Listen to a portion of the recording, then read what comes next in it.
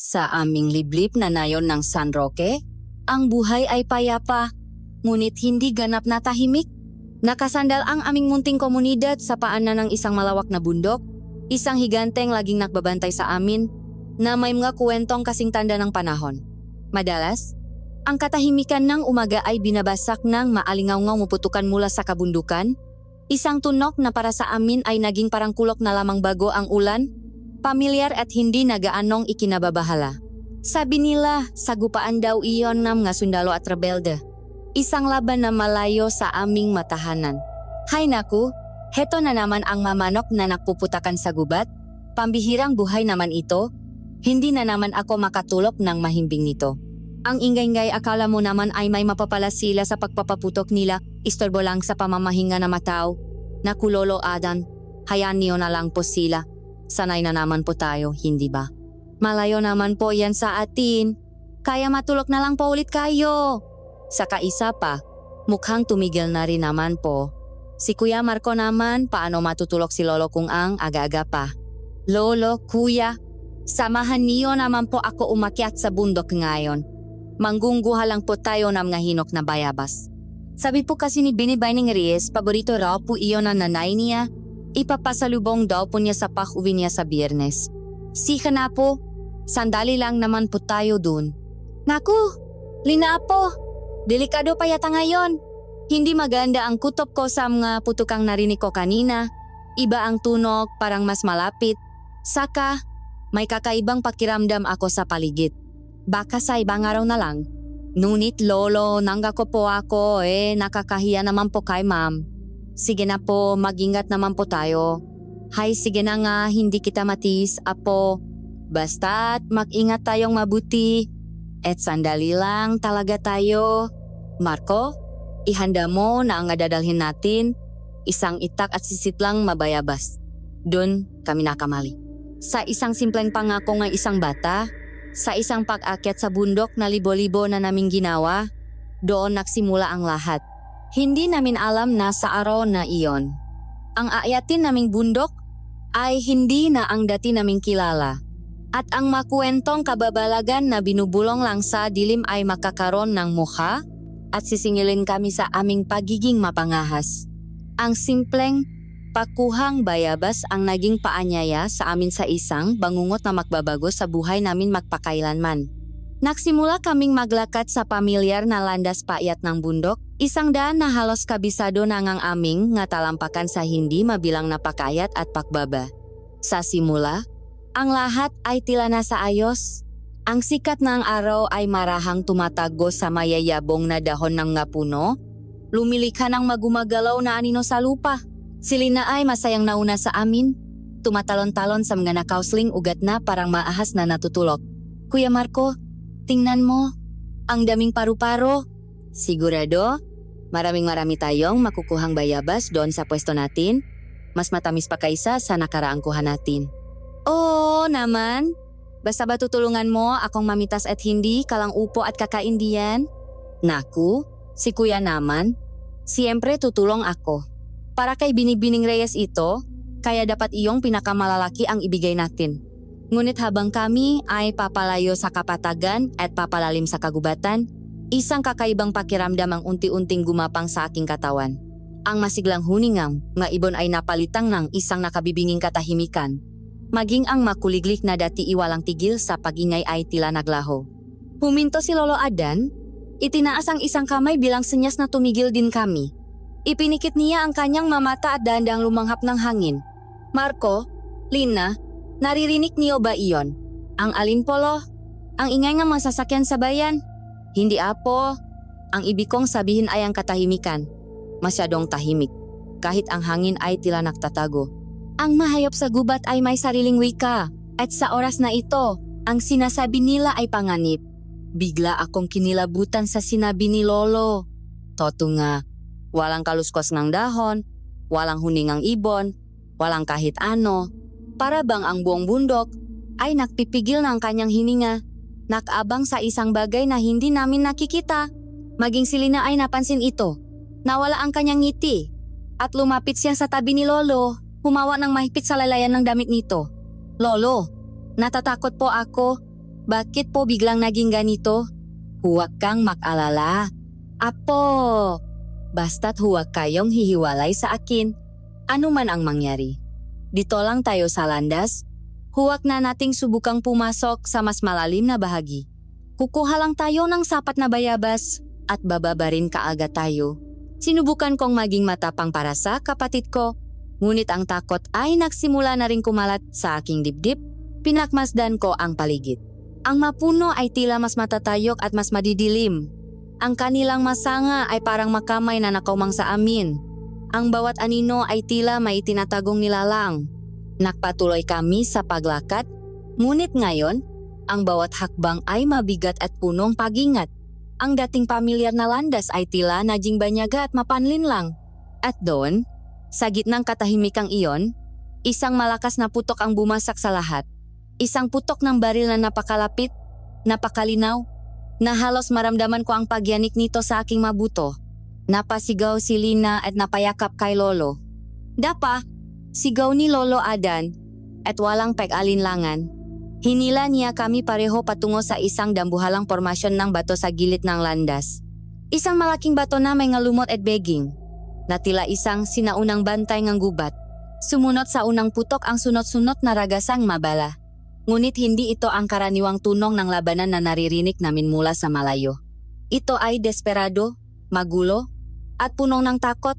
Ang nga putok ay walang direksyon, parang nakmumula sa isang grupo na sinusubukang itaboy ang isang bagay na hindi sumasagot gamit ang baril. Walang ganting putok, walang sigawan ng kabilang panik. Ang tanging naririnig namin ay ang walang tigil na pakulan ng bala at ang masigaw ng masundalo.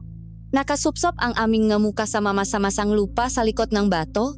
Niyakap ko si Lina, na nanginginig at umiyak ng walang tunok. Si Lolo Adan naman ay nakadikit ang tainga sa bato. Pilit na pinakikinggan ang nangyayari. Ang puso ko ay dumadagundong. Bawat tibok ay mas malakas pa sa maputok ng baril. At sa gitna ng kaguluhan, sa pagitan ng mga putok, nagsimula naming marinig ang kanilang matinik. Matinik na basak sa takot. Santos, kargahan mo. Bilisan mo. Naubusan na tayo. Hindi sila tinatablan. Anong klaseng masandata ang kailangan natin dito? Hindi sila marebelde? Paulit-ulit na sigaw ng isang lalaki. Hindi sila marebelde? Nakita ko ang isa. Ang nga mata nito. Kumikinang sa dilim. Diyos ko, ano ang nga ito? Ang nasigawan ay napalitan ng mahiyawan ng matinding sakit at sindak. Tuno nga babaling buto naman na pinupunit. At sa ibabaw na lahat ng iyon, isang tuno na hindi ko kailanman malilimutan. Isang mababang ungol na hindi galing sa tao. Isang tuno na nakmula sa pinakamadilim na bangungot. Napakapit ako ng mahigpit sa lupa. Pilit na tinatakpan ang aking nga tainga, ngunit huli na. Isang sigaw ang pumailan lang. Mas malinaw at mas malakas kaysa sa lahat. Mga halimaw. Mga halimaw, ang kalaban natin. Hindi sila tao. Tulungan niyo kami. Sa mga salitang iyon, tila huminto ang pag-ikot ng mundo. Halimaw. Ang salitang iyon ay umalinggaw-gaw sa aking isipan paulit-ulit. Ang makwento ni Lolo tuwing gabi, ang maaswang, tikbalang at kapre na akala ko ay nasa mga aklat lang, bigla na lang nakaroon ng katotohanan sa kabilang panik lamang ng batong aming pinagtataguan. Hindi na ito laban ng sundalo at rebelde. Ito ay laban ng tao at nang hindi namin alam kung ano.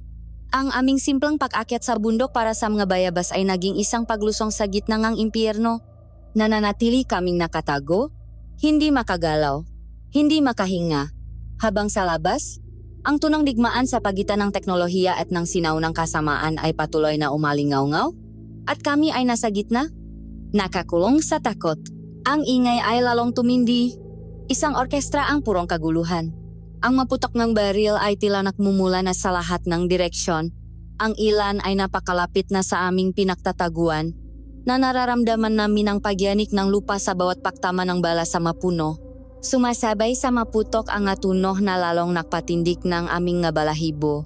Maungol na puno ng galit, makaluskos ng mga bagay na mabilis na gumagalaw sa mga dahon, at ang nakapanginilabot na tunok ng isang bagay na matigas na tumatama sa metal at laman. Tila isang buhawi ngang karahasan ang umikot-ikot sa aming paligid. At kami ay nasa mata nito, naghihintay na kami naman ang lamunin.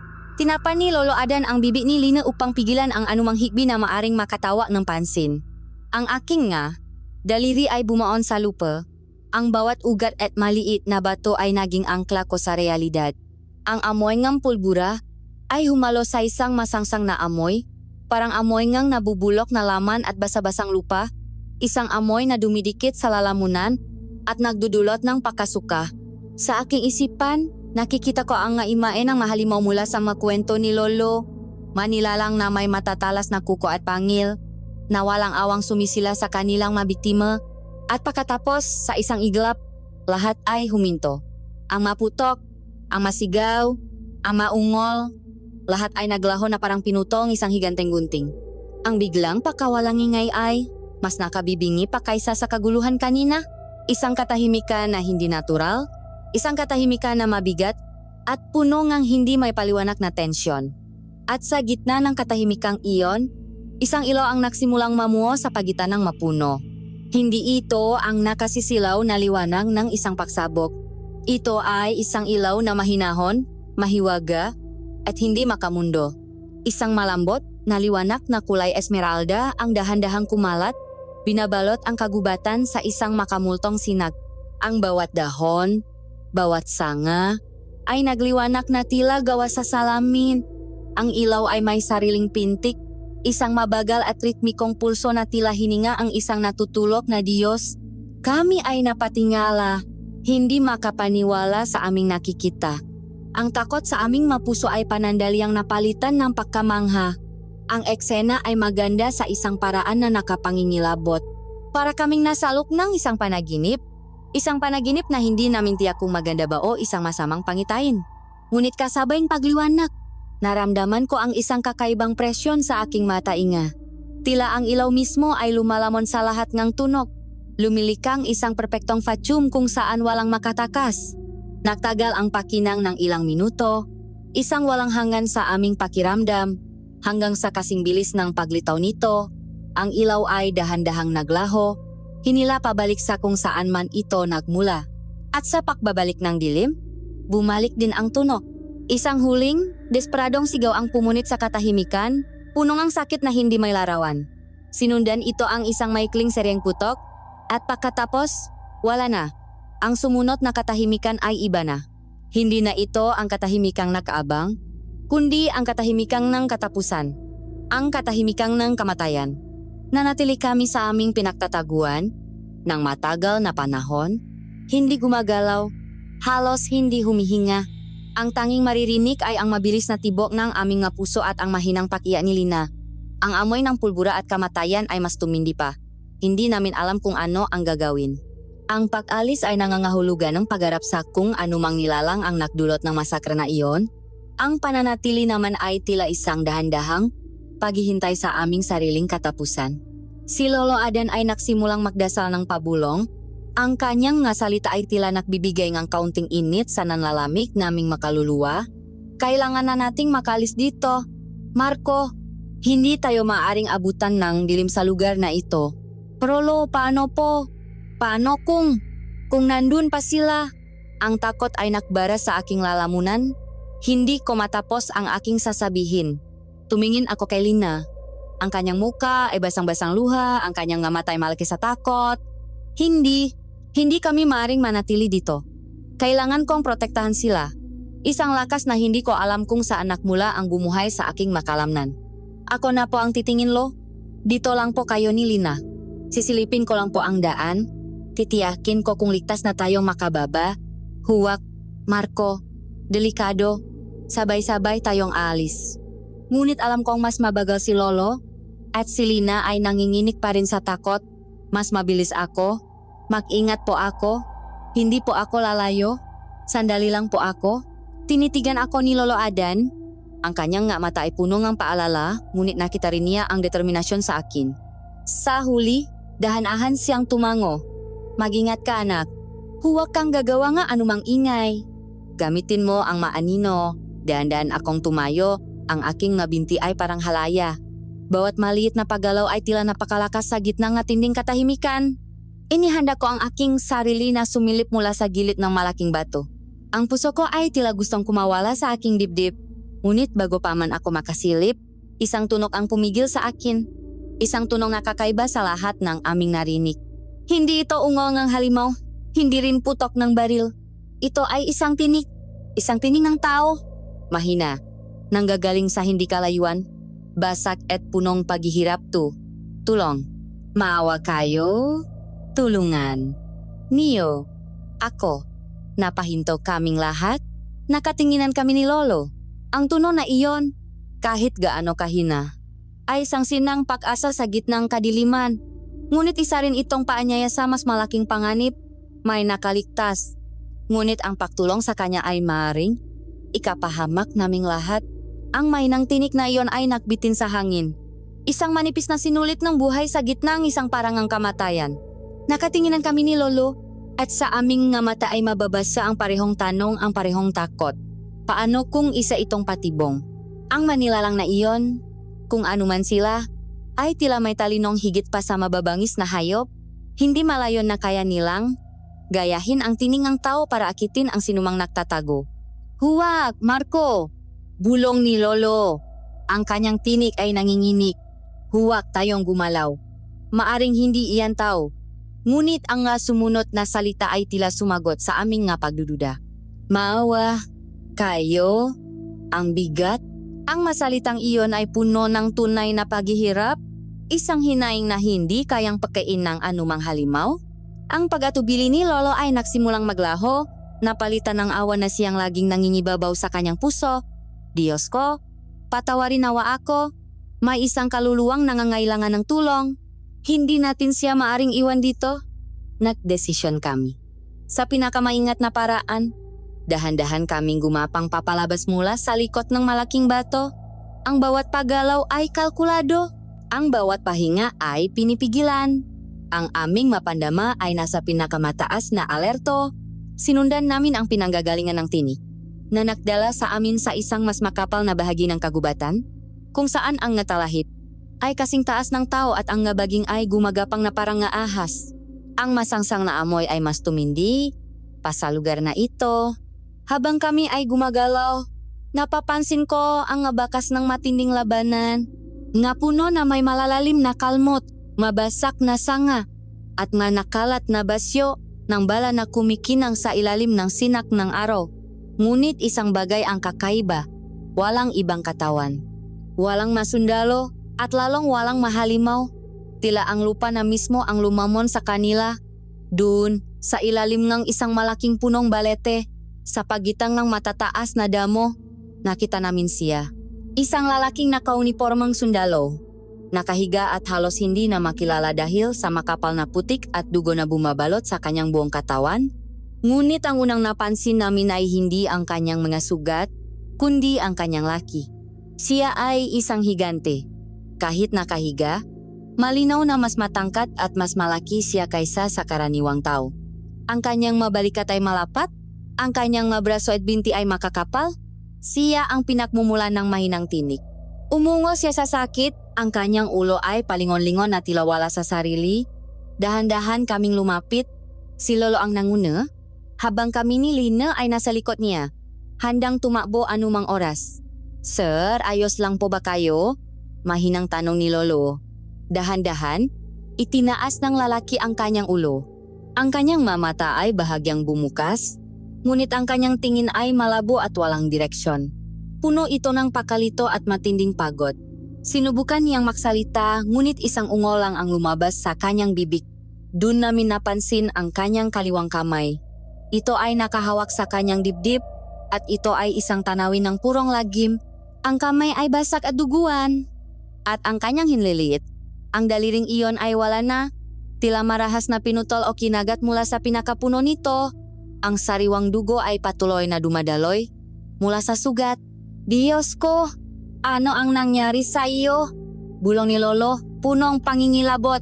Kinailangan naming tulungan siya, ngunit paano? Sa kanyang laki, kahit paksamahin pa ang lakas namin ni Lolo ay hindi namin siya mabubuhat. Lina, Apo, kunin mo ang lalagyan ng tubig, bigyan mo ako. Mabilis na kumilos si Lina. Maingat na itinaas ni Lolo ang ulo ng sundalo at dahan-dahang ipinainom sa kanya ang tubig. Ang ilan ay natapon, ngunit mayroon ding pumasok sa kanyang bibig. Pagkatapos ng ilang lagok, tila bahagyang nanumbalik ang kanyang lakas. Huminga siya ng malalim. Sino? Sino kayo? Ang kanyang tinik ay garagal at mahina, ngunit malinaw. Nga, taga rito lang kami, sir. Napadaan lang. Nakita ka namin. Kailangan mong makalis dito. Tutulungan ka namin? Ang mamatangang sundalo ay nagsimulang mag-focus. Tinitigan niya kami isa-isa mula kay Lolo, sa akin hanggang kay Lina. Sa kabilang ng sakit at pakalito, nakita ko ang isang kislap ngang pasasalamat sa kanyang mata. Sinubukan niyang bumangon gamit ang kanyang kanang kamay. Napumiglas siya, umungaw sa sakit ngunit hindi niya kaya. Ang kanyang katawan ay tila ayaw nang sumunod. Marco, tulungan mo ako. Alalayan natin siya sa paktayo. Lumapit ako sa kabilang panik niya. Hinawakan namin ni Lolo ang kanyang malalapat na balikat. Sa aming hudyat, sabay naming itinayo siya. Ang bigat niya ay halos magpabuwal sa amin. Isang malakas na sigaw ng sakit ang kumawala sa kanya nang ang bigat ay sumalalay sa kanyang napa. Ngunit sa wakas, nagawa naming itayo siya. Nakasandal siya sa amin, nanginginig ang buong katawan, humihingal na parang tinakbo ang buong bundok. Kaya ko, dahan-dahan lang. Sabi niya, pilit na ipinapakita na may lakas pa siya. Ang pagbaba mula sa bundok ang isa sa pinakamahabang at pinakamahirap na paglalakbay sa aking buhay. Ang bawat hakbang ay isang pagsubok. Si Commander Rizal, na nalaman naming pangalan niya sa mga pautalutal niyang salita, ay halos isang patay na bigat sa aking balikat. Ako ang kanyang naging saklay sa kanang bahagi, habang si Lolo ay nasa kaliwa. Ang kanyang braso na nakapatong sa aking balikat ay parang isang troso. Ang amoy ng dugo, pawis at putik ay nakasusulasok. Mabagal ang aming paglakad. Bawat 10 hakbang, humihinto kami para magpahinga. Si Rizal ay madalas na nawawalan ng balanse at kailangan namin ng buong lakas para hindi kami matumbang lahat. Si Lina ay sumusunod sa likuran. Bitbit ang aming nga gamit. Ang kanyang muka ay puno ng takot ngunit hindi siya nagrereklamo. Sa buong paglalakbay, ang aking nga mata ay laging nagmamasid sa paligid.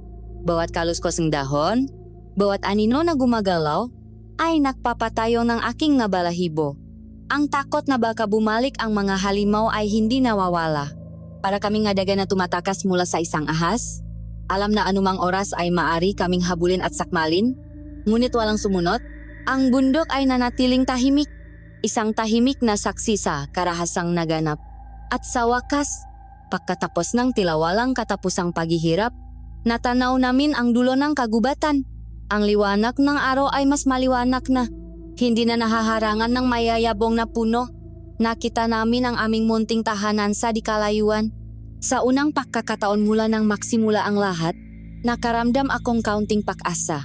Halos hindi na namin kinaya, ngunit narating namin ang hangganan ng aming bakuran. At sa sandaling iyon, tila ang huling natitirang lakas ni Commander Rizal ay tuluyan ng nawala. Ang kanyang mamata ay pumikit. Ang kanyang katawan ay bumaksak na parang isang sako. Bumaksak kaming lahat sa lupa, pagod, duguan, ngunit buhay. Nakatinggala ako sa langit, humihinga, habang ang higanteng sundalo ay nakahiga sa tabi ko, walang malay. Dinala namin siya palayo sa impyerno, ngunit alam ko na dinala rin namin ang isang piraso ng impyernong iyon pauwi sa aming tahanan. Ang pagod ay tila isang malaking kumot na bumalot sa aming mga katawan, ngunit ang bigat ng walang malay na sundalo sa aming harapan ay isang mas kagyat na problema. Paano namin siya may papasok sa loob? Ang aming munting bahay na gawa sa kawayan at pawit ay tila lalamunin ng buwang ang kanyang damuhalang katawan. Lolo, anong gagawin natin? Hindi natin siya kayang buhatin. Ang boses ko ay halos hindi marinig dahil sa pagod. Walang ibang paraan, Marco. Kailangan natin siyang hilahin. Hawakan mo ang kanyang nga braso. Ako nasa kanyang nga paa. Lina, apo, buksan mong mabuti ang pinto.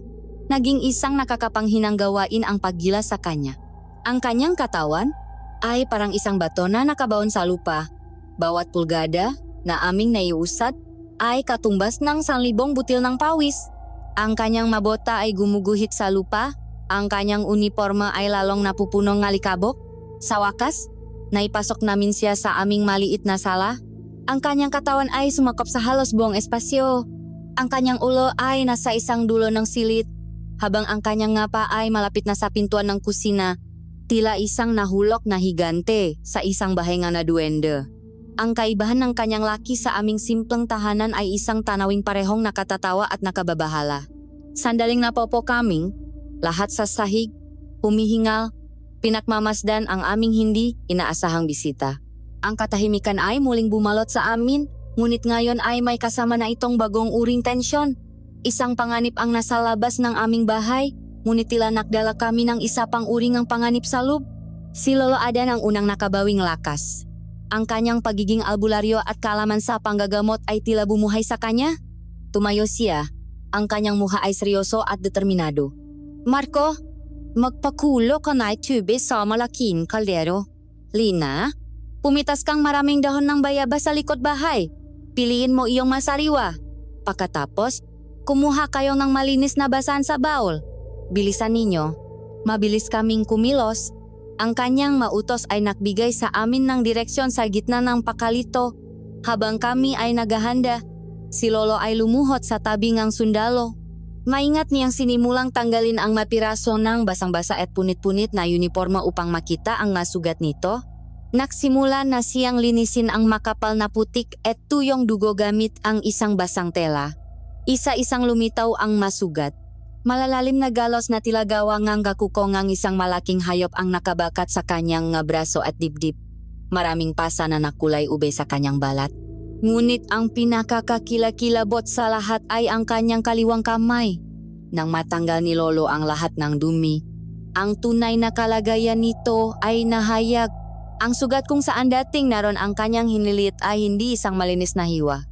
Ito ay punit-punit at may mga markang ngipin na hindi pang tao. Ang laman ay tila marahas na hinila papalabas. Napasinghap ako sa aking nakita. Maging si Lolo ay napahinto. Ang kanyang noo ay kumunot sa pag-alala. Isang masamang uri ng nilalang ang gumawa nito. Hindi ito gawang ngita o bala. Bulong niya sa sarili, ngunit sapat na para marinig ko. Habang nililinis ni Lolo ang masugat, ang sundalo ay nagsimulang magpakita ng senyales ng pagising, ngunit hindi siya tuluyang nakamalay. Siya ay nasa isang estadong ng delirium, nakakulong sa pagitan ng pagtulok at ng masamang panaginip. Ang kanyang mga mata ay bahagyang bumubukas ngunit walang nakikita. Ang kanyang mga labi ay gumagalaw at mga salitang pira-piraso at walang kabuluhan ang lumalabas. Ang hukbo, ang buong hukbo. Nilamon sila. Lumingon siya. Ang kanyang muka ay puno ng pawis. Rico, bakit? Traidor. Huwak. Ang singsing. Hindi. Hindi sa inyo. Ang kanyang mga kamay ay kumuyom na parang may hinahawakan siyang mahigpit. Ang bawat salita niya ay parang isang pirasong isang mas malaking palaysipan. Isang palaysipan na naglalarawan ng isang kwentong puno ng karahasan at kataksilan. Ang masalitang iyon ay nagdulot ng kilabot sa akin. Sino si Rico? Anong hukbo? At anong singsing ang kanyang tinutukoy? Natapos ni Lolo ang paglilinis at paglalagay ng gamot sa masugat. Ginamit niya ang dinigdik na dahon ng bayabas upang takpan ang maito, isang sinaunang lunas na alam niyang epektibo. Habang ginagawa niya ito, napansin ko ang isang pagbabago sa kanya. Ang kanyang makilos ay naging mas mabagal, mas sinadya. Isang aninong malalim na pagkabahala ang bumalatay sa kanyang mukha. Tumigil siya sa kanyang ginagawa at ipinatong ang kanyang kamay sa noo ni Rizal. Pumikit siya. Nang muli siyang dumilat. Ang kanyang mata ay punong isang bagay na hindi ko pa nakikita dati. Isang halong takot at paggalang sa isang kapangyarihang hindi nakikita. Naramdaman ko ang pagbabago sa hangin sa loob ng aming bahay. Isang hindi may paliwanag na lamig ang gumapang sa aking balat. Isang lamig na walang kinalaman sa panahon. Ang liwanag mula sa aming gasera ay tila bahagyang lumamlam. May bigat sa hangin. Isang presensya na hindi namin pag-ari. Dinala namin siya palayo sa bundok. Ngunit may isang bagay na sumunod sa kanya pawi. Tumingin sa akin si Lolo. Ang kanyang mamata ay nagsasabing kailangan naming mag-usap. Inutusan niya si Lina na magpahinga na sa kanilang silid. Nang kami na lang dalawa ang natira, kasama ang natutulog na sundalo, nagsalita siya sa isang mahinang tinig. Hindi lang sugat sa katawan ang dala niya. Apo, ang sugat na ito ay madaling gagaling. Ngunit mayroon siyang dalang mas malalim na karamdaman. May isang masamang espiritu na kumapit sa kanya. Isang anino mula sa nangyari sa kanya sa bundok. Ang kadiliman na iyon, nararamdaman ko. Ay, narito na ngayon sa loob ng ating tahanan. Ang kanyang masalita ay nakpabigat sa aking dibdib.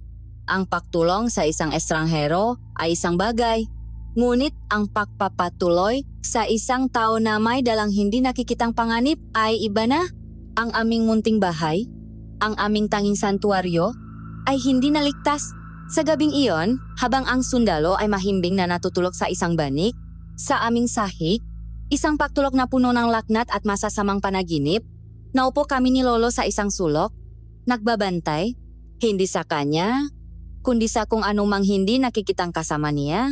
Ang katahimikan ng gabi ay hindi na nakdulot ng kapayapaan, kundi ng takot, habang pinakikinggan namin ang bawat kaluskos, bawat alulong na sa malayo, nagaabang sa pagdating ng panganib na aming pinatuloy sa aming sariling pamamahay. Kinabukasan, ang sinang naro ang gumising sa akin. Nakatulog pala ako habang nakaupo sa isang sulok, pagod sa magdamag na pagbabantay. Si Lolo ay nasa labas na, nakakape, ngunit ang kanyang nga mata ay laging nakasulyap sa loob ng bahay. Si Lina naman ay pinayuhan, niyang manatili muna sa aming kapitbahay. Sa sahig, ang aming bisita ay nagsimulang gumalaw, dahan-dahan siyang umupo. Isang malakas na ungong sakit ang kumawala sa kanya habang iniinda ang kanyang nga sugat, ang kanyang nga mata ay dahan-dahang nagbukas. Sa pagkakataong ito, wala na ang pakalito. Ang maito ay mata ng isang sundalo. Alerto at sinusuri ang kanyang paligid. Nang makita niya ako, bahagya siyang nagulat, ngunit agad ding kumalma. Nasaan ako? Ang kanyang boses ay malalim at medyo paos, ngunit malinaw. Nasa bahay po namin kayo, sir. Natakpuan namin kayo sa bundok kahapon. Ligtas na po kayo dito. Sinubukan niyang alalahanin ang lahat. Ipinikit niya ang kanyang nga mata, bundok, ang laban, ang mga napahinto siya. Tila ayaw nang balikan ang maalaala. Tumingin siya sa kanyang nga sugat na natatakpan na ngayon ng madahon ng bayabas. Sino ang gumamot sa akin? Ang lolo ko po. Magaling po siyang manggamot. Tumayo siya, dahan-dahan, habang nakahawak sa dingding na kawayan. Kinailangan niyang yumuko ng bahagya para hindi tumama ang kanyang ulo sa aming kisame. Tumingin siya sa akin at sa unang pagkakataon, nakita ko ang tunay na pasasalamat sa kanyang nga mata. Utang ko sa inyo ang buhay ko, bata. Maraming salamat, Commander Rizal ang pangalan ko. Marco po. Ngunit bago pa kami makapagpatuloy sa aming pag-usap, isang malakas at pamilyar na tinik ang bumasak sa katahimikan ng umaga. Adan? Adan! Nasaan ka? Bakit hindi ka pa nakakape sa labas? Aba, Himalayata. Ay, naku, si Aling Nena na po. Ang aming kapitbahay na may pinakamalakas na boses at pinakamahabang dila sa buong San Roque. Walang paalam, pumasok siya sa aming bakuran at dumungaw sa aming bintana. At dun, nanlaki ang kanyang nga mata nang makita si Rizal. Aba, sino itong dambuhalang dayo na nasalop ng pamamahay ninyo, Adan? At bakit may bendahe pa? Naknakaw ba ito kaya nabugbog? Ang nga tanong ni Aling Nena ay parang bala na armalite, suno-suno at walang patit. Ang pasensya ni Rizal, na manipis na dahil sa sakit at trauma, ay agad na naputol. Hindi ako mananakaw. Ale, at kung mari, huwag ninyong isigaw sa tainga ko ang matanong ninyo. Ang sagot ni Rizal ay kalmado ngunit may din. Nalalong nagpainit sa ulo ni Aling Nena. Aba, sumasagot ka pa. Ikaw na nga itong nakikituloy. Ikaw pa ang may ganang magreklamo. Baka hindi mo kilala kung sino ako. Hoy Marco, ano bang ginagawang higanteng iyan dito? Nakdadala kayo ng gulo sa ating lugar. Aling Nena, pakpasensyahan niyo na po. Tinulungan lang po namin siya. Na-aksidente po siya. Lumabas si Lolo Adan para subukang pakalmahin ang sitwasyon. Ngunit huli na, ang dalawa ay nakpapalitan na ng matatalas na salita. Para makaiwas sa ingay, lumabas si Rizal sa aming bakuran. Huminga siya ng malalim, pilit na pinapakalma ang sarili. Ngunit ang boses ni Aling Nena ay sumusunod pa rin sa kanya ng insulto at ng usik. Sa tinding kanyang pakainis, ang kanyang nga mata ay napadako sa isang bakantang latanggata sa tabing ng aming hagdanan. Sa isang iglap ng purong galit at frustrasyon, sinipan niya ito ng buong lakas. Ang lata ay lumipat na parang bala. Umikot sa hangin at eksaktong bumaksak na may malakas na kalansing sa paanan ni Aling Nena. Napapalabas na sana ng aming bakuran. Natahimik ang lahat. Si Aling Nena ay dahan-dahang tumingin sa lata. Pagkatapos ay tumingin kay Rizal. Ang kanyang nga mata ay nag-apoy sa galit. Walang hiya ka? Bastos. Bukod sa pagiging arogante, wala ka pang modo. Gusto mo ba akong patamaan? Kung hindi lang ako umilak, baka tinamaan na ako sa muka. Malaki kang tao, pero ang utak mo ay kasing liit ng langgam. Lumapit pa si Aling Nena sa bakod. Dinuduro-duro si Rizal. Anong gakala mo? Matatakot ako sa iyo.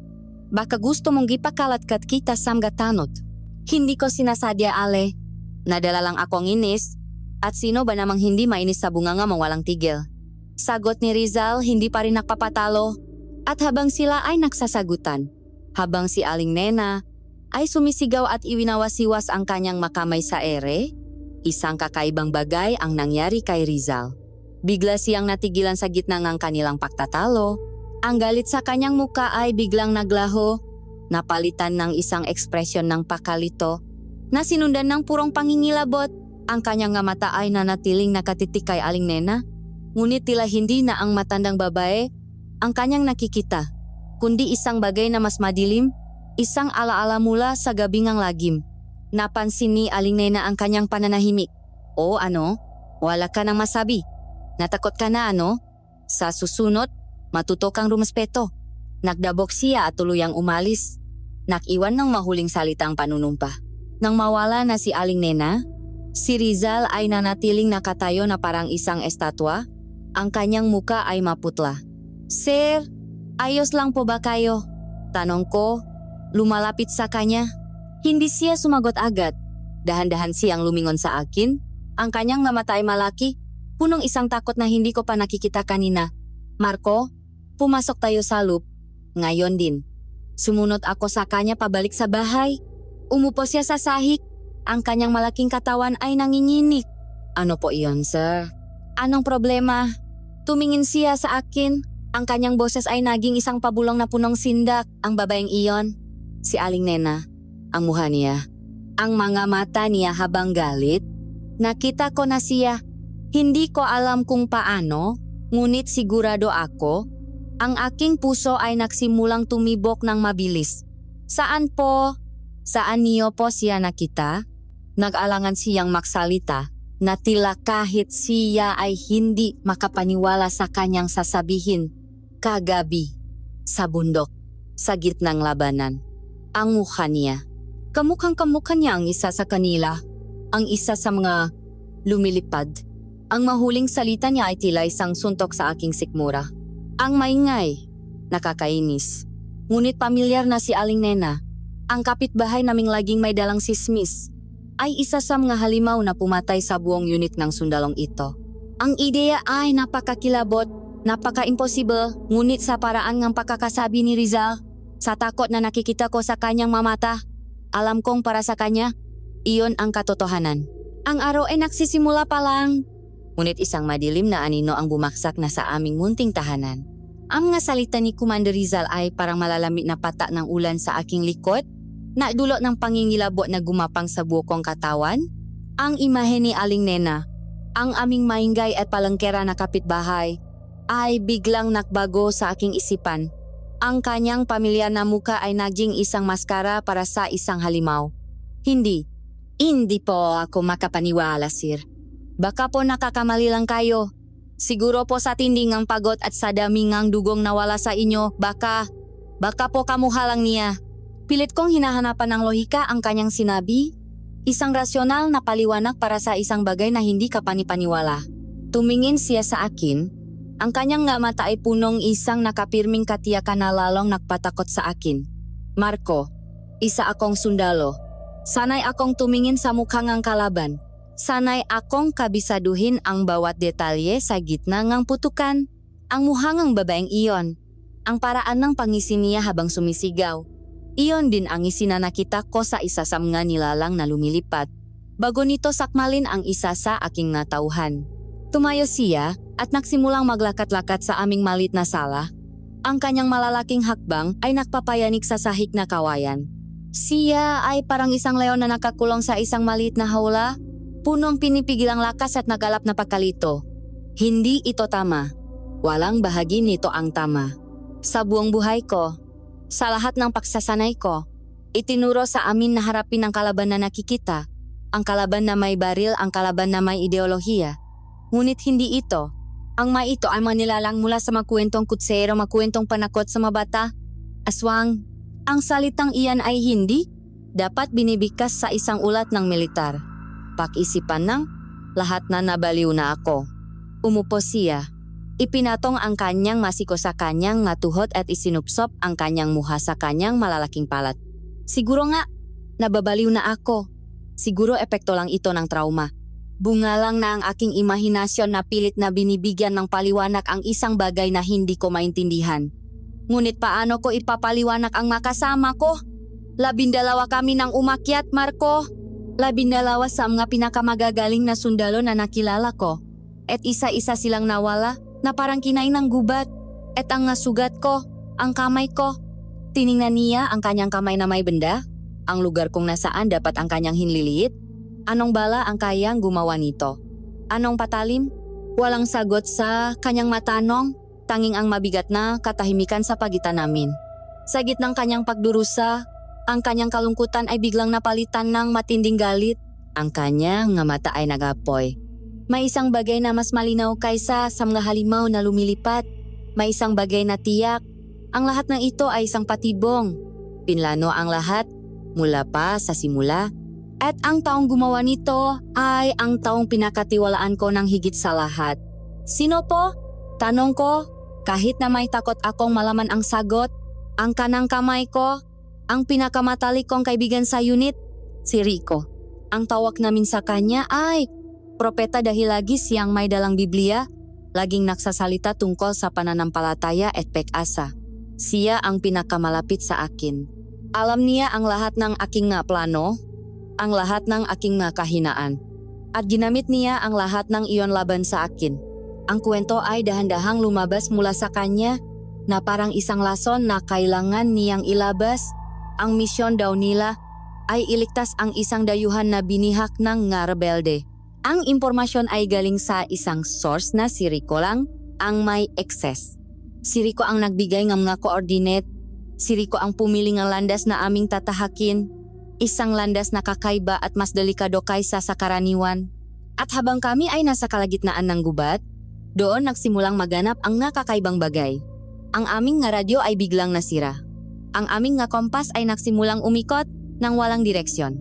At si Rico ay biglang naglaho. At pagkatapos niyang maglaho, doon na kami inatake. Ang sakit ng kataksilan ay mas malinaw sa kanyang mukha kaysa sa sakit ng kanyang nga sugat. Ang pagpatay ng isang halimaw ay isang bagay. Ngunit ang pagpatay ng isang kapatid, ng isang kaibigan, ay isang sugat na hindi kailanman maghihilom.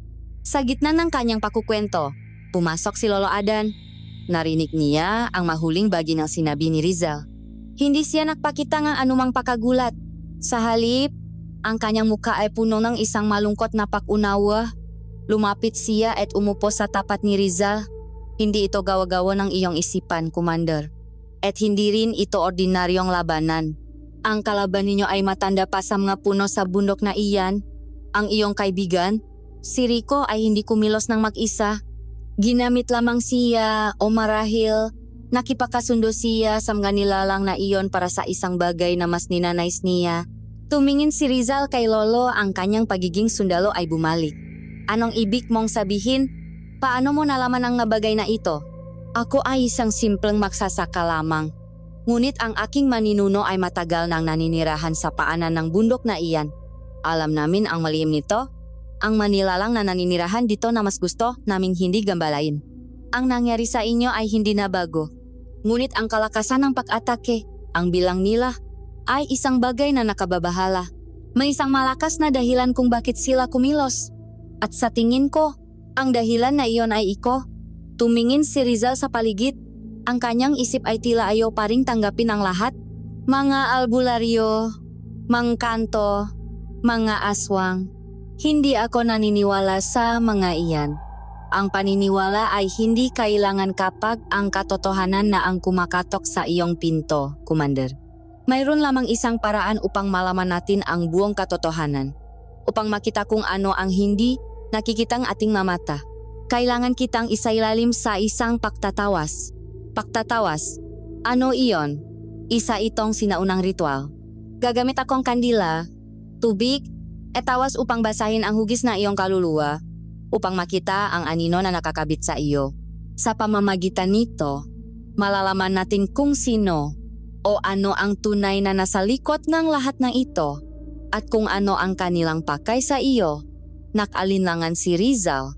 Ang buong ideya ay labag sa lahat ng kanyang pinaniniwalaan. Ngunit nang tumingin siya sa akin at nakita ang buong pagtitiwala ko kay Lolo at nang muli niyang maalala ang pangyayaring hindi may paliwanag, ang kanyang pagmamatigas ay unti-unting lumambot. Wala na siyang ibang pagpipilian. Ang lohika at ang baril ay wala nang silbi laban sa isang kalaban na hindi niya maintindihan. Sige, gawin mo. Sabi niya sa huli. Ang kanyang boses ay punong paksuko. Tumango si Lolo Adan. Ngunit may isang kondisyon. Hindi natin ito maaring gawin dito.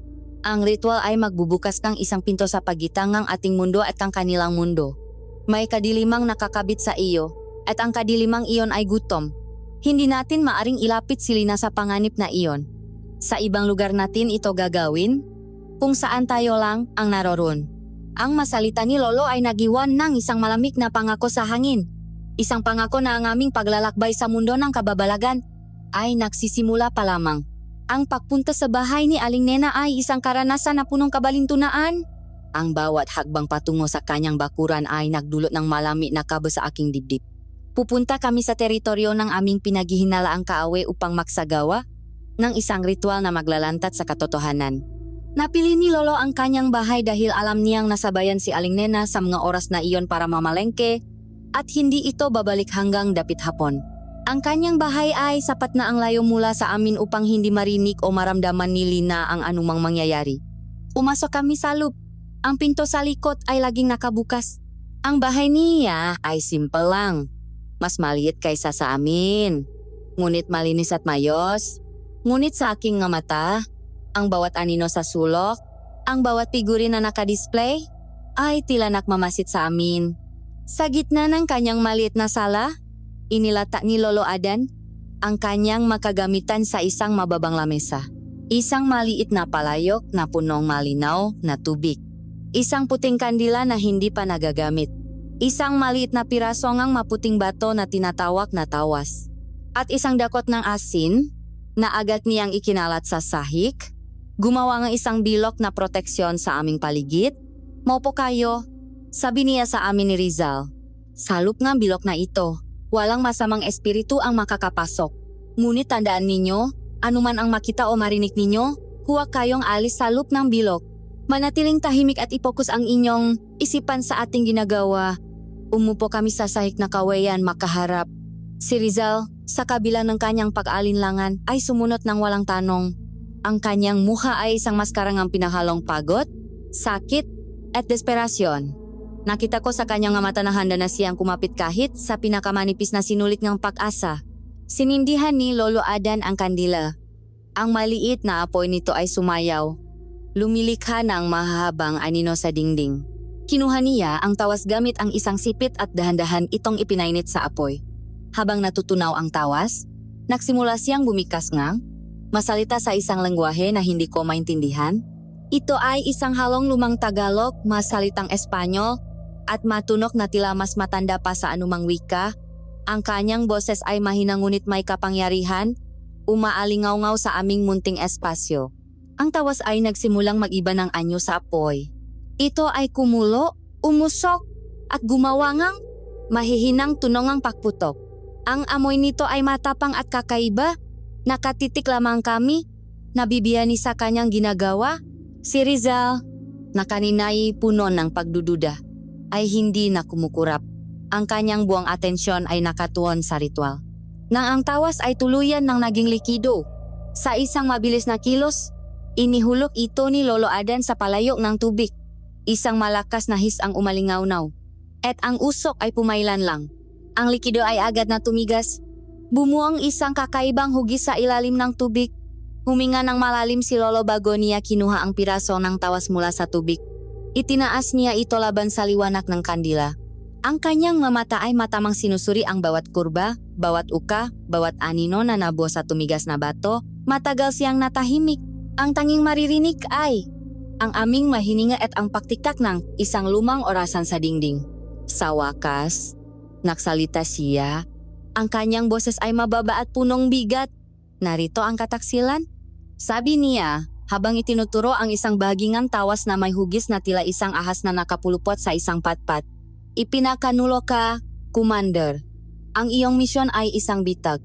Ipinain kang isang taong malapit sa iyo. Isang taong pinakakatiwalaan mo. Ipinagpalit ka para sa isang bagay na makapangyarihan. Napamura si Rizal ng mahina. Ang kumpirmasyon ng kanyang hinala ay isang suntok sa kanyang sikmura. Ipinagpatuloy ni Lolo ang kanyang pagbabasa. At narito ang anino na sumusunod sa iyo. Itinuro niya ang isang madilim at magulong bahagi ng tawas. Isang sumpa ang ikinabit sa iyo. Nais nilang kunin hindi lamang ang iyong buhay.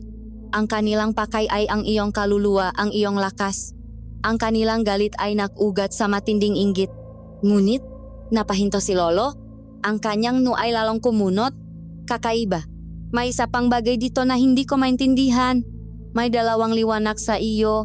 Ang isa ay madilim. Itong sumpa na kumakapit sa iyo. Ngunit ang isa ay nakakasilaw. Tumingin siya sa amin. Ang kanyang mga mata ay nagtatanong. Mayroon kang dalang isang bagay na nagbibigay sa iyong matinding proteksyon. Isang banal na bagay. Isang liwanag na kinatatakutan ng kadiliman. At ang liwanag na ito, nararamdaman ko ang init nito. Malapit ito sa iyong katawan. Nasaan ito, Commander? Ano ang itinatago mo? Si Rizal ay natigilan. Ang kanyang mukha ay nagpakita ng pakabigla. Tila hindi niya inaasahan na may makakakita sa kanyang pinakatatagong lihim. Sa loob ng ilang sandali, nakalinlangan siya. Ngunit ang katumpakan ng masinabi ni Lolo tungkol sa kataksilan at sa sumpang nakakabit sa kanya ay nakalis ng lahat ng kanyang pagdududa. Walang pagsisinungaling sa ritual na ito. Huminga siya ng malalim, isang hininga ng pagsuko at pagtanggap. Dahan-dahan, ipinasok niya ang kanyang kamay sa loob ng kanyang pantalon, malapit sa kanyang baywang. Mula sa isang lihim na bulsa na nakatahi sa loob, kinuha niya ang isang maliit at lumanang supot na gawa sa katat. Ang itsura nito ay kasing tanda ng panahon. Maingat niya itong binuksan. At mula sa loob, isang bagay ang kanyang inilabas. Isang singsing. Ngunit hindi ito ordinaryong singsing. Ito ay gawa sa isang metal na hindi ko makilala. Tila tanso ngunit may kakaibang kinang. Ang disenyo nito ay masalimuot. May maukit nga araw, buwan, at mangga bituin. Sa gitna nito ay isang maliit na batong kulay itim. Ngunit ang tamaan ng liwanag ng kandila, kumislap ito na parang kalawakan sa gabi. Ang singsing na nawala sa akin sa bundok, pagkaiyon. Isang simpleng singsing na ginto. Ginawa ko iyon para iligaw ang sinumang magtatangka. Ito ang tunay. Pamana pa ito ng aking kanununuan. Isang agimat? Sabi nila, hindi ko ito pinaniwalaan. Hanggang ngayon, inilapak niya ang singsing sa lamesa. Sa sandaling iyon, tila ang liwanag sa silid ay mas tumutok dito. Ang hangin ay tila uminit. Isang enerhiya ang dumaloy mula dito, isang enerhiya na parehong makapangyarihan at mapayapa. Tinitigan naming tatlo, ang singsing, nabibiyani sa hiwaga nito. At sa sandaling iyon, naintindihan naming lahat ang tunay na dahilan ng lahat. Hindi si Rizal ang kanilang pakay, hindi ang kanyang buhay. Ang habol nila, ang dahilan ng kataksilan, ang dahilan ng pag-atake ng buong hukbo ng aswang, ay ang maliit na bagay na nasa aming harapan, isang sinaunang singsing na may kapangyarihang hindi pa namin lubos na naunawaan. Ang paglalakad pabalik mula sa bahay ni Aling Nena ay mas mabigat kaysa sa pagpunta. Dala-dala namin ngayon ang isang katotohanan na mas nakapangingilabot pa kaysa sa aming mahinala. Ang singsing, na ngayon ay nasa pala ni Rizal, ay tila may sariling bigat, isang bigat na hindi pisikal kundi espiritual. Sa bawat hakbang, nararamdaman ko ang matang hindi nakikita na nakamasit sa amin mula sa kalaliman ng gubat, mula sa mga anino nga puno. Alam na nilang alam na namin. Pagdating namin sa aming bakuran, halos sabay naming narinig ang malakas na boses ni Aling Nena na pabalik na mula sa pamamalengke. Naroon na naman siya, may dalang isang bayong na puno nga gulay at sismis. Sa pagkakataong ito, nang makita niya si Rizal, hindi nagalit ang nasa kanyang mukha, kundi isang mausisang tingin. Aba, narito pa pala ang higanteng ito. Akala ko'y umalis na, huminto si Rizal. Ang kanyang katawan ay nanigas.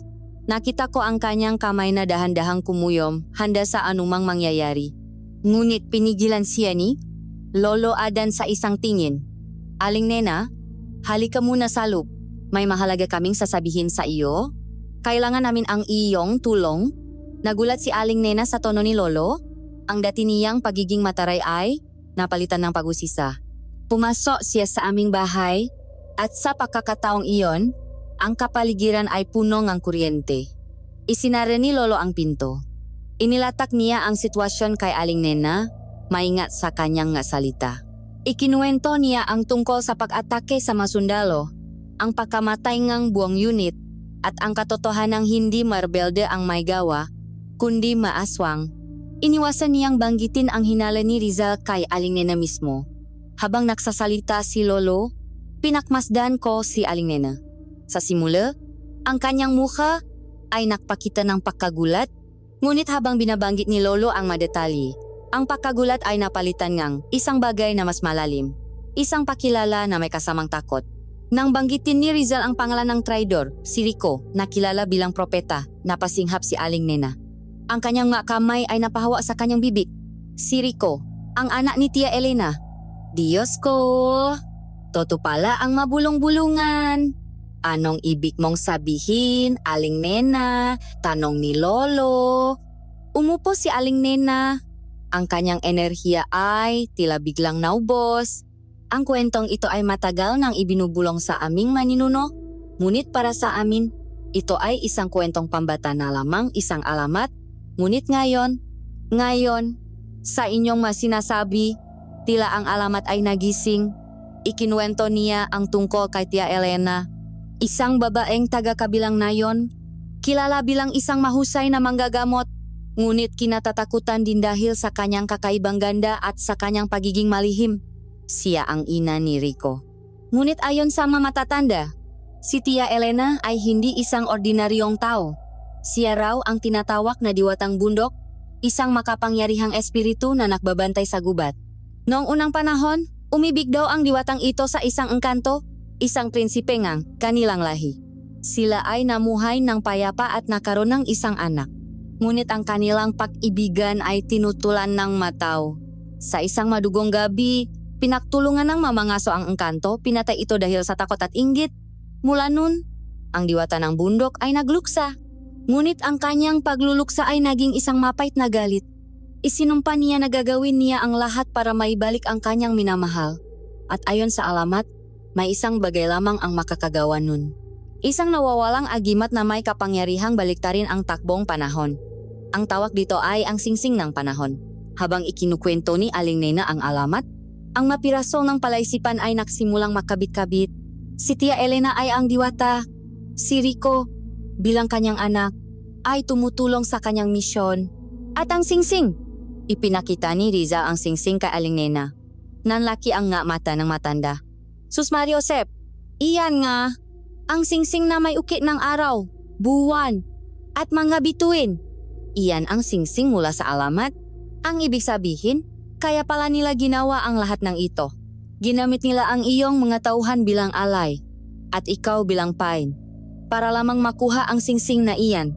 Ngayon, malinaw na ang lahat.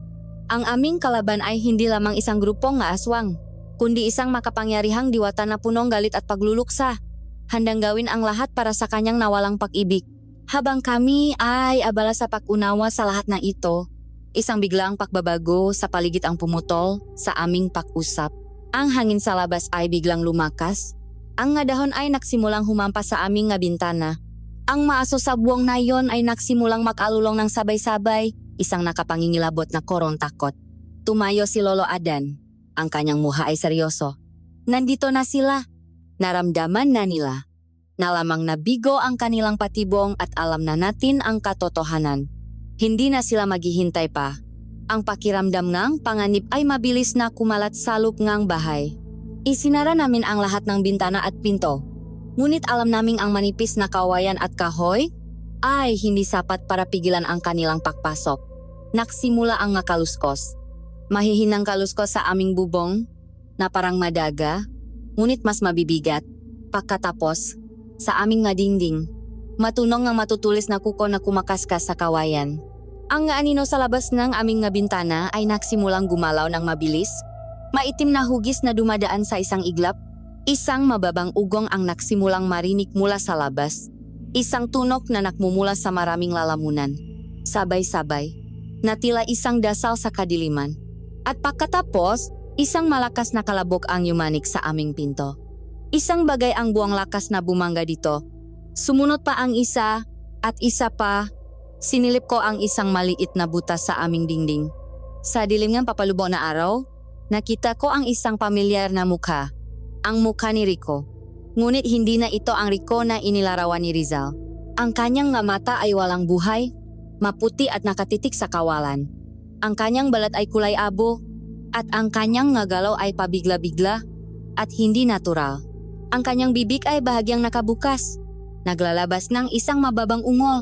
Sa likod niya, nakita ko ang iba pang nga anino, masundalong kasama ni Rizal, na ngayon ay mabangkay na naglalakat, maalipin ng kadiliman, isang amalanhik, bulong ni Lolo Adan. Ang kanyang boses ay punong pangingilabot. Ang kaluluwa niya ay wala na. Ang katawan na lamang niya ang ginagamit nila. Ang traidor na si Rico ang nangunguna ngayon sa hukbo nga patay. Kinakatok ang aming pinto, hindi para humingi ng tawad, kundi para kunin ang huling bagay na kailangan ng kanyang ina. Nasa loob kami, 4 na tao laban sa isang hukbong nga halimaw, nakakulong sa isang maliit na bahay na anumang oras ay maring gumuho. Ang gabi ay nagsisimula pa lamang, at ang aming pinakamahabang at pinakamadilim na laban ay malapit ng magsimula. Ang kalabok sa aming pinto ay naging isang walang tigil na paktambol ng kamatayan. Ang buong bahay ay yumanik sa bawat paktama, na tila isang higanteng hayop ang gustong pumasok. Sa labas, ang ugong ay naging isang korongang ungol at sigaw. Ang nga tiningam ga dating sundalo na ngayon ay mahalimaw na uhaw sa dugo. Walang panahon para sa takot. Ang instinct na mabuhay ang siyang nanay. Kinuha ni Lolo Adan ang kanyang pinakamatalim na ita mula sa pakakasabit nito sa dingding. Sa ilalim ng liwanag ng gasera, ang talim nito ay kumislap na parang ngipin ng pangil. Si Rizal, na walang anumang sandata, ay mabilis na tumingin sa paligid. Nakita niya ang isang makapal na piraso nga kahoy na molave, isang bahagi nga aming lumang bangko. Sa isang malakas na yugyok, binakli niya ito. At ngayon ay may hawak na siyang isang mabigat at matibay na pamalo. Ako naman ay biniyan ni Lolong isang mas maliit na kutsilyo mula sa kusina.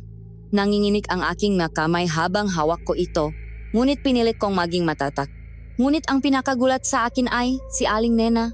Imbes na magtago sa isang sulok at umiyak, ang kanyang nga mata ay nag-alap sa tapang na hindi ko pa nakikita dati. Mabilis siyang pumunta sa kusina at bumalik na may dalang isang malaking lalayan ng magaspang na asin at isang makapal na kawali. Handa na siyang makipaglaban. Sa sandaling iyon, kasabay nga unang malakas na kulok, nagsimula ang bagyo. Ang malakas na hangin ay humagupit sa aming bahay at ang ulan ay bumuhos na parang ibinubuhos mula sa isang dambuhalang timba. Ang tunog ng bayo ay humalo sa ingay ng maaswang, lumilikhang isang nakabibihing simfoni ng kaguluhan. At pagkatapos, ang tunog ng nababasak na salamin. Isang bintana sa gilid ang kanilang sinira. Isang kamay na kulay abo, na may mahahabang at matutulis na kuko, ang pumasok. Sumunod ang isang ulo, ang muha ay pamilyar kay Rizal, ang muhang isa sa kanyang matauhan, ngunit ang mamata nito ay walang buhay. Bago pa man nito makapasok ng tuluyan, isang mabilis na anino ang sumalubong dito, si Lolo Adan. Sa isang mabilis na hiwang kanyang itak, tinakpas niya ang brasong aswang. Umurong ito na may kasamang isang nakapangingilabot na sigaw, ngunit agad na napalitan ng dalawa pang sumusubok pumasok. Nagsimula ang labanan sa loob mismo ng aming tahanan. Ang maliit na espasyo ay naging isang arena ng buhay at kamatayan. Si Rizal ay isang buhawi ng lakas. Bawat hampas ng kanyang pamalo ay nagdudulot ng tunok ng nababasak na buto. Itinutulak niya ang nga aswang palabas ng bintana, binabalian ang kanilang nga braso, ngunit tila hindi sila nakakaramdam ng sakit. Patuloy lang sila sa pag-atake. Si Aling Nena naman ay lumaban sa paraang hindi ko inaasahan. Nang isang aswang ang nakapasok at akmang susunggaban siya, ibinuhos niya ang isang dakot ng asin sa mukha nito.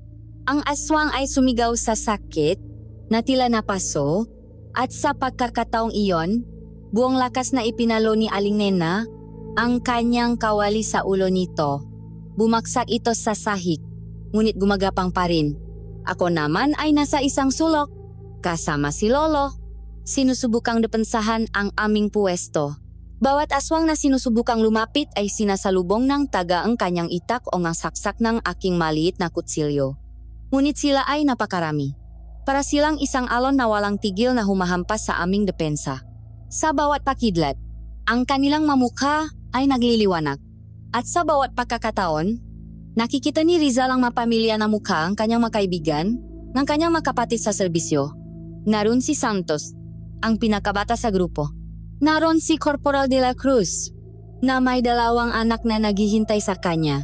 Bawat paghampas niya ay isang pagpaslang sa isang alaala, isang pagtataksil sa kanilang dating pagsasama. Ang kanyang nga mata ay punong luha, ngunit ang kanyang makamay ay hindi tumitigil. Sa gitna ng matinding labanan, isang biglaang katahimikan ang nanay. Ang nga aswang, na kanina'y walang tigil sa pag-atake, ay biglang umurong papalabas, tumigil ang hangin, maging ang ulan, ay tila humina. Isang mabigat na presensya ang bumalot sa buong paligid, isang kapangyarihan na mas matindi pa kaysa sa pinaksamasamang lakas ng mga aswang. At mula sa dilim ng gabi, sa gitna ng ambon, lumitaw siya. Nakalutang siya nang bahagya sa ere, ang kanyang mahabang itim na buhok ay sumasayaw sa hangin. Ang kanyang muha ay may angking ganda, ngunit isang gandang malamig at mapanganib. Ang kanyang mamata ay kumikinang na parang 2 esmeralda, puno ng isang kalungkutang kasing tanda ng bundok. Siya si Tia Elena, ang diwata ng bundok. Ang kanyang tinik ay umaling-aungaw, hindi malakas, ngunit tila nanggagaling sa lahat ng dako, sumasabay sa ugong nganghin. Sundalo, ibigay mo sa akin ang nararapat sa akin. Ang singsing. Itinaas ni Rizal ang kanyang pamalo. Hindi. Hindi pa katapos ng ginawa mo sa aking nga tauhan. Isang malamig na ngiti ang sumilay sa labi ng diwata. Ang iyong nga tauhan. Sila ay mga kasangkapan lamang. Nga alay para sa aking mas dakilang layunin. Ngunit maari ko pa silang iligtas. Ibigay mo sa akin ang singsing ng panahon at palalayain ko ang kanilang makaluluwa. Hahayaan ko kayong lahat na mabuhay. Ang kanyang alok ay isang tukso, isang sinangang pag-asa. Ngunit alam ni Rizal na hindi maaring magtiwala sa isang nilalang na gawa sa kadiliman at paghiganti. Hinding-hindi. Sasagipin ko sila sa sarili kong paraan. Napailing ang diwata, na tila naawa sa kamangmangan ni Rizal. Hangal, hindi mo ba naiintindihan? Ang singsing na iyan ay hindi basta-basta isang agimat. Ang kapangyarihan nito ay nakatali sa dugo at sakripisyo. At ang kapalaran mo ay nakatali na sa kanila. Ang kanyang salita ay tilam nga punyang natumusok sa puso ni Rizal. Anong ibig mong sabihin? Ang singsing ay hindi gagana para sa iyo. Hindi nito ibabalik ang nakaraan hanggat hindi mo tinatapos ang iyong sinimulan. Upang maibalik mo ang buhay ng iyong nga tauhan, kailangan mo munang palayain ang kanilang makaluluwa mula sa aking sumpa. At mayroon lamang isang paraan para gawin iyon. Natahimik si Rizal, ngunit sa kanyang nga mata, makikita ang dahan-dahang pakunawa, isang pakunawa na nakdulot ng mas matinding sakit kaysa sa anumang sugat. Kailangan mo silang harapin. Kailangan mo silang talunin. Kailangan mo silang patayin. Sa pangalawang pagkakataon. Ang bawat salita ay isang dagok. Ang huling pag-asa ni Rizal ay naging isang sumpa. Ang tanging paraan para mailigtas ang kanyang nga kaibigan ay ang pagpatay sa kanila gamit ang kanyang sariling nga kamay. Itinaas ng diwata ang kanyang kamay. Sa kanyang hudyat, ang hukbo nga aswang, ang madating kasamahan ni Rizal, ay muling nagsimulang gumalaw. Dahan-dahan silang lumapit. Ang kanilang nga walang buhay na mata ay nakatitik lahat sa kanilang dating commander. Ang bagyo ay muling lumakas at ang labanan ay malapit nang magsimula muli. Ngunit sa pagkakataong ito, hindi na ito isang laban para mabuhay. Para kay Rizal, ito ay isang laban para sa kaluluwa ng kanyang makaibigan, isang laban na kailangan niyang ipanalo kahit na ang kapalit nito ay ang pagdurok sa kanyang sariling puso. Ang masalitang diwata ay parang isang malami na kamay na bumaon sa puso ni Commander Rizal. Ang pag-asa ay naging lason, ang kaligtasan ay naging kaparusahan. Sa loob ng isang mabang sandali, siya ay nanatiling nakatayo, nakatitik sa mga dating kasamahan, na ngayon ay mawalang kaluluwang paped. Ang ulan ay humahampas sa kanyang mukha, umahalo sa maluhang nagsimulang mamuo sa kanyang mamata. Nakita ko ang kanyang nabalikat na gumuho, hindi dahil sa pagod kundi dahil sa bigat ng isang imposibleng pagpili. Ngunit sa ilalim ng matinding kalungkutan, isang bagong apoy ang nagsimulang mag-alap. Isang apoy na gawa sa galit, hindi sa diwata, kundi sa sinapit ng kanyang natauhan. Tumingin siya sa kanilang mamatang walang buhay, sa kanilang makatawang ginagamit para sa kasamaan, at ang kanyang kalungkutan ay naging isang banal na determinasyon. Hindi na niya sila ililigtas, palalayain niya sila. Isang malakas na sigaw ang kumawala mula sa kanyang lalamunan. Isang sigaw na hindi pang sundalo, kundi isang sigaw ang isang nasugatang hayop. Isang sigaw na punong sakit at paghihiganti. Patawat, bulong niya, at pagkatapos, sumugot siya. Naging isang sayaw, kamatayan ang sumunot ng mga eksena. Hindi na ito isang magulong labanan, kundi isang serya nga malungkot na engkwentro. Bawat galaw ni Rizal ay may launin. Bawat hampas niya ay mabigat, hindi lang sa lakas, kundi pati na rin sa emosyon. Ang una niyang hinarap ay si Santos, ang pinakabata sa kanilang unit, na dati laging nagpapatawa sa lahat. Ngayon, ang kanyang mangiti ay napalitan ng isang gutom na ngisi. Umiwas si Rizal sa kanyang makalmot at sa isang mabilis na kilos. Pinalo niya ito sa likod ng tuhod. Nang ito'y lumuhod, isang huling, malakas na hampas ang kanyang pinakawalan. Patawat, Santos. Sabi niya, habang bumabagsak ang katawan ng kanyang kaibigan, ang aming grupo naman, kami ni na Lolo Aden at Aling Nena, ay abala sa pagpigil sa iba pang mga aswang na may mga anyong mas halimaw pa. Sinusubukan naming bigyan ng espasyo si Rizal para sa kanyang malungkot na misyon. Bawat isa sa amin ay lumalaban ng buong lakas. Ang itak ni Lolo ay walang tigil sa pagtaga. Ang kawali at asin ni Aling Nena ay patuloy na nagpapahirap sa magkalaban. Ngunit ang aming mamata ay laging bumabalik kay Rizal. Sunod niyang nilapitan si Corporal de la Cruz. Naalala niya ang magkwento nito tungkol sa kanyang dalawang anak. Sa isang iglap, tila nakita ni Rizal ang mamuhang nga batang iyon sa walang buhay na mamata ng kanilang ama. Nainit ang kanyang mamata, hindi na siya naalinlangan. Ginamit niya ang lahat ng kanyang lakas, ang lahat ng kanyang galit, para tapusin ang paghihirap ni De La Cruz. Paalam, kaibigan. Sa itaas, nakalutang ang diwata, pinapanot ang lahat na parang isang dula. Isang malamig na kasiyahan ang makikita sa kanyang magandang mukha. Para sa kanya, ito ang perpektong kaparusahan para sa isang mortal na nangahas na angkinin ang bagay na para sa kanya. Ngunit habang tumatagal ang laban, si Rizal ay nagsimulang mapagod, ang kanyang masugat ay muling dumugo, ang kanyang magalaw ay bumagal, isa-isa niyang napabagsak ang halos, lahat ngang kanyang natauhan. Ngunit ang pagod at ang sakit sa kanyang puso ay unti-unti siyang iginugupo. Isa sa mahuling amalanik, isang malaking lalaki na dati niyang sarhento ang nakahanap ng pagkakataon. Nakaiwas ito sa kanyang hampas at mabilis na sumugot. Ang mga kuko nito ay nakaamba sa lalamunan ni Rizal. Nakita ko ang lahat sa isang mabagal na kilos. Si Rizal ay masyadong pagod para umiwas. Si Lolo at Aling Nena ay masyadong malayo. Walang sinuman ang makakatulong sa kanya. Sa sandaling iyon, hindi na ako nag-isip. Ang takot sa aking dibdib ay biglang nawala, napalitan ng isang biglang pag-agos ng tapang. Bit-bit, ang aking maliit na kutsilyo. Tumakbo ako ng buong bilis. Sigaw ko. Sinusubukang tawagin ang atensyon ng halimaw. Bago pa nito maabot si Rizal, sinaksak ko ito ng buong lakas sa likod. Ang maliit na talim ay halos walang epekto sa makapal nitong balat. Ngunit sapat na iyon para makuha ang kanyang atensyon. Lumingon ito sa akin. Ang kanyang nga matang walang buhay ay punong galit at sa isang mabilis na paghampas ng kanyang braso, tinamaan niya ako sa dibdib. Naramdaman ko ang isang matinding sakit na parang tinamaan akong isang malaking bato. Ang hangin ay nawala sa aking mabaga. Lumipat ako sa ere at bumaksak ng malakas sa isang haligi ng aming bahay. Ang aking ulo ay tumama at ang aking paningin ay nagsimulang manlabo. Ang matunong labanan ay naging isang malayong ugong. Nakahiga ako sa lupa, hindi makagalaw, habang ang ulan ay patuloy na bumabagsak sa aking muka. Sa paglabo ng aking paningin, nakita ko ang epekto ng aking ginawa. Ang pagkagambala ay nagbigay kay Rizal ng sapat na panahon para makabawi. Sa isang malakas na sigang galit dahil sa nangyari sa akin, pinagsasaksak niya ang paulit-ulit ang huling amalanik hanggang sa ito ay bumaksak at hindi na gumalaw. Ngayon, si Rizal na lang ang nakatayo, napapalibutan ng mga katawan ng kanyang mga kaibigan.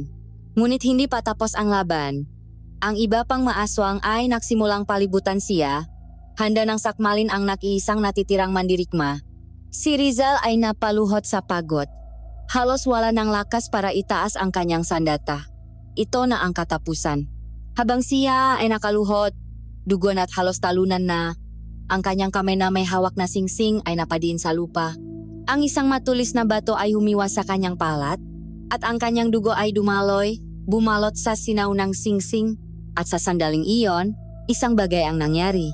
Isang kislap, ang masalitang diwata ay bumalik sa kanya, dugo at sakripisyo. Bigla niyang naintindihan. Hindi lang pakatalosam nga kawe ang kailangan. Ang singsing ay nangangailangan ng isang alay. Isang kusanglop na pag-aalay ng sariling dugo, ng sariling buhay, na may kasamang isang wagas na hangarin. Tumingin siya sa akin, nakahiga at halos wala ng malay. Tumingin siya kay Lolo at Aling Nena na patuloy na lumalaban.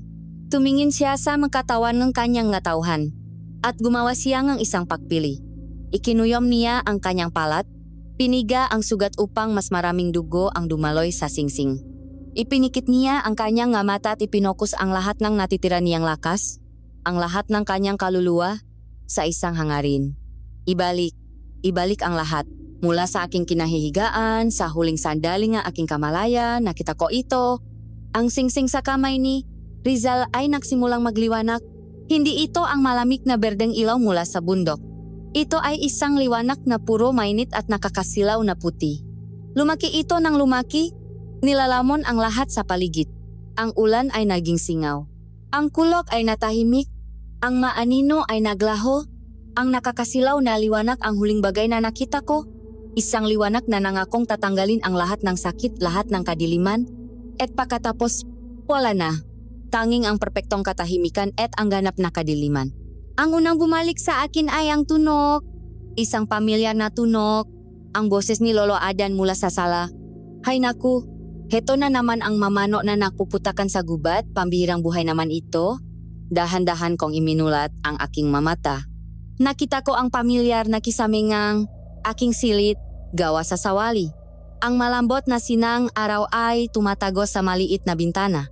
Ako ay nasa aking higaan, nakabalot sa kumot, walang sugat, walang putik, walang dugo, isang panaginip, isang napakalinaw at nakapangingilabot na panaginip. Bumangon ako, ang aking katawan ay bahagyang masakit, ngunit ito ay ang sakit ng isang mahabang pagtulog, hindi ng isang matinding labanan. Lumabas akong silit. Nakita ko si Lolo Adan na nakakape at si Lina na naghahandang kanyang nagamit para sa eskwela. Lolo, Lina, ayos lang ba kayo? Tumingin sila sa akin na may pagtataka. Oh naman kuya, bakit naman hindi? Ang tanong ay ikaw ayos ka lang ba? Sabi ni Lina. Kanina ka pa umungol at nagsasalita habang natutulog. Ang taas pa ang laknat mo kagabi. Akala nga namin ni Lolo ay kailangan ka na naming buhusan ng malamig na tubig. Laknat, panaginip, ang lahat ay tila nakakaroon ng lohikal na paliwanag. Ang mahalimaw, Ang labanan, ang singsing, ang nakakasilaw na liwanag, lahat ay gawa-gawa lamang ng aking isipan na may laknat. Ngunit ang pakiramdam, ang mga alaala ay napakatoto. Ang bigat sa aking puso ay hindi nawawala. Sinubukan kong ngumiti. Siguro nga, masama lang ang panaginip ko. Ngunit bago pa man ako tuluyang maniwala na ang lahat ay isang panaginip lamang, sumigaw si Lina mula sa bintana. Lolo, kuya, tingnan niyo po. May masundalong bumababa mula sa bundok. Ang puso ko ay biglang tumigil sa paktibok. Ang masalitang iyon. Narinig ko na ang masalitang iyon. Dahan-dahan akong lumapit sa bintana at sumunod si Lolo. Mula sa aming kinatatayuan, kitang-kita namin ang isang buong unit ng mga sundalo nakmamarsa pababa sa pamilyar na landas. Sila ay pagod, marumi ngunit buo at buhay. At sa kanilang harapan, naglalakat ng may autoridad at dignidad ay si Commander Rizal. Ang kanyang mukha ay seryoso, ngunit wala na ang desperasyon na nakita ko sa kanyang mamata. Sa likuran niya, nakaposas at inaalalayan ng dalawang sundalo ay si Rico, ang traidor. Ang kanyang mukha ay punong pagsisisi at pagkatalo, ngunit siya ay tao, hindi isang halimaw na walang kaluluwa. 12 sila. Binilang ko sila isa-isa. Walang kulang. Ang hukbo ay hindi nalipol. Ang misyon ay naging matagumpay. Ang lahat ay nasa ayos. Ngunit alam kong hindi. Habang sila ay dumadaan sa tapat ng aming bahay, ang paglalakad ni Commander Rizal ay bahagyang bumagal. Ang kanyang nga mata ay lalong uminok sa aming direksyon, na para bang may hinahanap. At pagkatapos, ang aming nga mata ay nagtakpo. Sa isang iglap, ang oras ay tila huminto. Sa kanyang nga mata, nakita ko ang lahat. Ang takot, ang labanan, ang ulan, ang dugo, ang sakripisyo. Nakita ko ang alaala ng isang katotohanan na kami lang dalawa ang nakakaalam. Walang salitang namutawi sa kanyang bibig. Ngunit sa isang mabagal at sinadayang kilos, bahagya siyang tumango, isang tango na puno nga hulugan. Isang tango ngang pasasalamat, isang tango ngang pakilala sa isang lihim na habang buhay naming dadalhin. Pagkatapos, tumalikot na siya at nagpatuloy sa pagmamarsa. Iniwan ako na nakatayo, hindi makahinga, habang ang aking isipan ay pilit na inaayos ang dalawang makaibang realidad. Hindi iyon isang panaginip.